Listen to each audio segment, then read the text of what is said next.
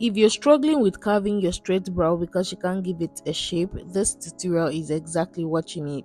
Hi BTs, welcome to Annie's Glam, and in today's tutorial, I'll guide you through how to carve a straight brow to give it a perfect shape. Grab your spoolie and razor, let's get started. After brushing the brow upward with my spoolie, I dragged the skin because I want it to look thick, and then I took off the excess hair below.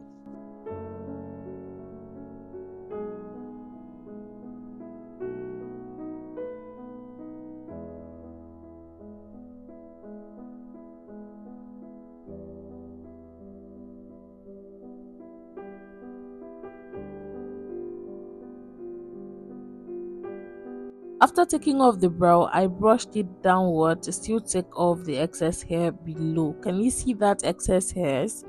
So I took it off lightly. Please do not go hard on yourself. So just gently, gently, and then the hairs are gone.